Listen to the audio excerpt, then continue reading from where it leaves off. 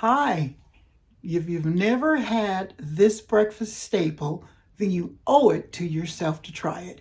What am I talking about? Scrapple. Scrapple originated in the Dutch Amish country, but everyone's making it. So stay tuned. We're going to be making Scrapple from scratch, and believe me, you're not going to be disappointed.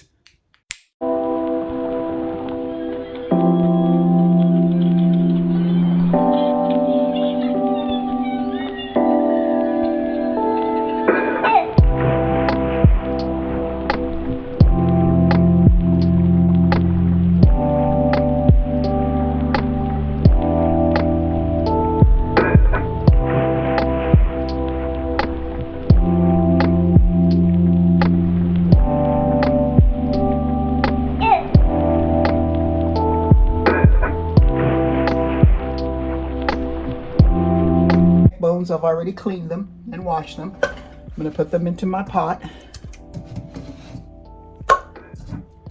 like so. I'm going to add my onions to it.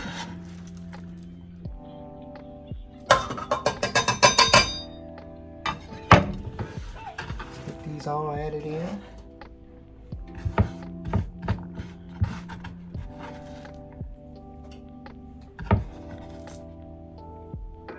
Let's get the garlic down. I'm going to sprinkle a little garlic in here.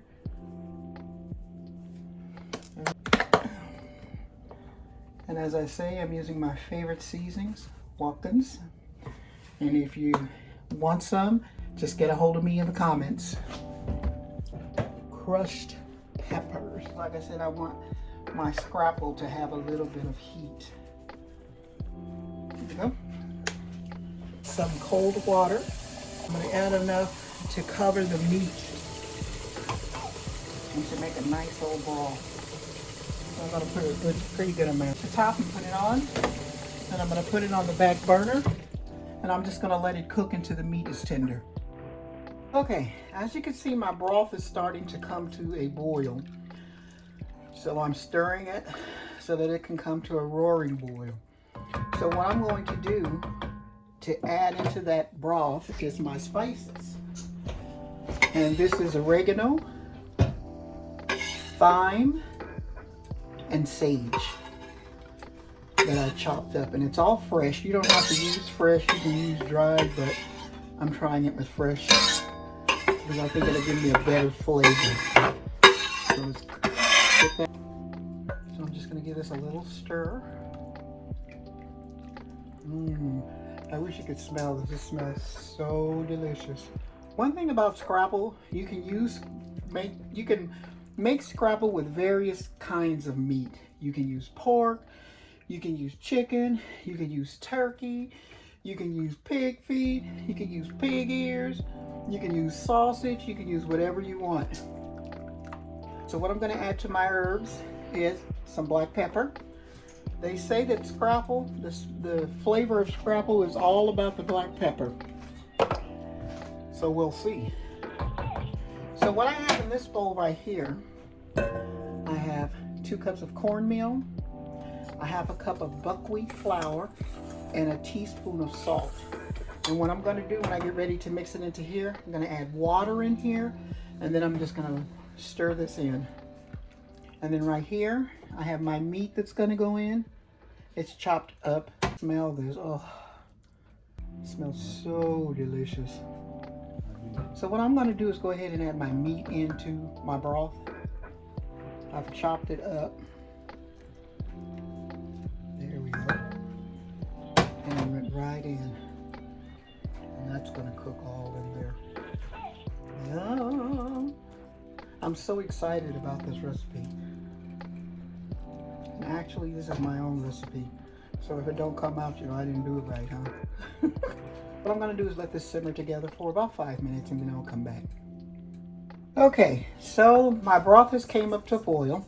And what I'm getting ready to do is to add my cornmeal in. And I'm going to pour, I have a cup of water here. I'm going to pour a cup of water in. And I'm just going to mix it until it comes together. It doesn't have to be really mixed, but comes together. Okay. And then what I'm going to do is add it to my mix here. And let it inhale those juices. Because that's exactly what it's doing.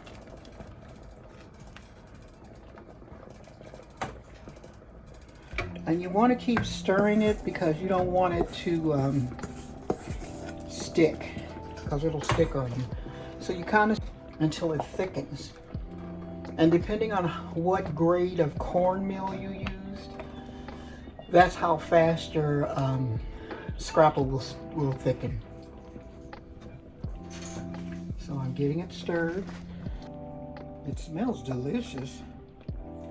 And one thing about making it this way, you can taste it for seasoning if it needs seasoning, because it's already done.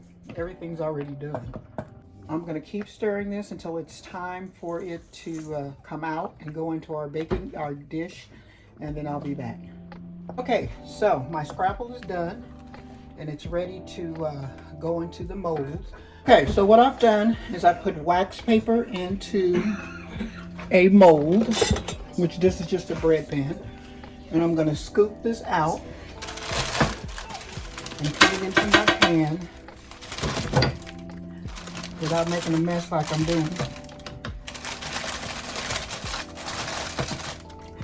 so that we can get this in over there sitting so that it can cool off. So we need it to cool before we store it. So I'm going to get this all molded up, and then when I come back to you, we'll be finished. Okay, so I have all of my scrapple in my in my pans cooling, and I'm letting them mold, and when we come back, they'll be all set and we'll be having scrapple.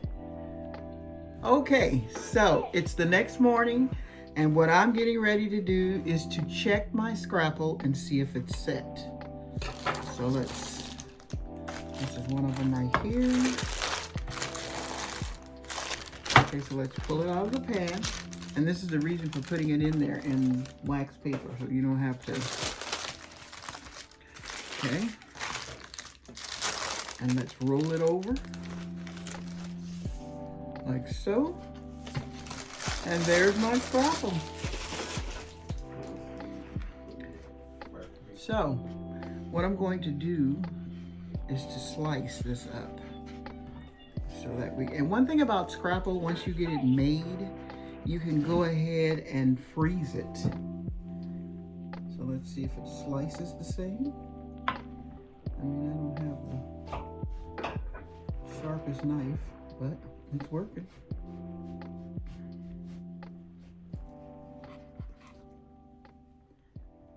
And it smells really good. It's like the flavor is intensified during the setting up process.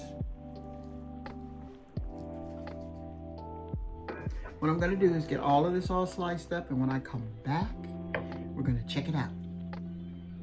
Okay, so I have it all sliced up, and this is what it looks like. Let me move back so that you can see. I made 2 loaves, and what we're getting ready to do is fry it up. Okay, so I have my scrapple sliced, and I have my skillet on, getting my grease hot. Now, I'll take your scrapple, put some flour on it, and then we're just going to put it in our skillet.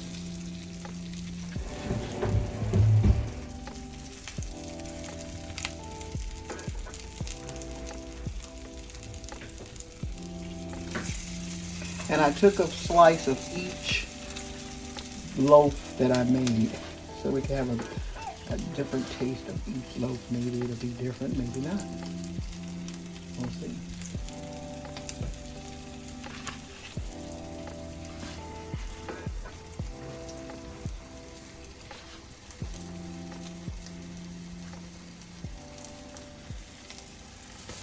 Get this fried up, and then when I come back, I'm going to be tasting it. See how nice and golden brown that's coming out? Okay, so this is our scrapple. And I'm going to have Steve to help me do a taste because he is the Scrapple aficionado. Okay. I'm gonna.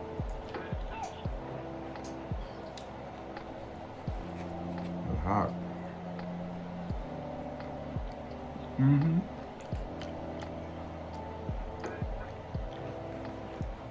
Yeah, a little bit more salt. It's very good. Yeah. Nice and crispy.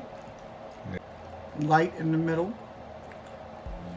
Oh, thank you for joining me. Give this a try. If you've never tried it, give it a try because you have to acquire a taste for it. Unless you were born in this area. And it's not like, it's not, you can't even guess the way it really tastes because I thought it was going to taste like Spam, to be honest with you. No. And it doesn't. So give this recipe a try. Thank you for joining me and look forward to more videos. Very good. This is a very good recipe and you can fry it or bake it. I tried frying it and baking it and I think I like it baked a little better. Try checking out these other videos. Very good ones.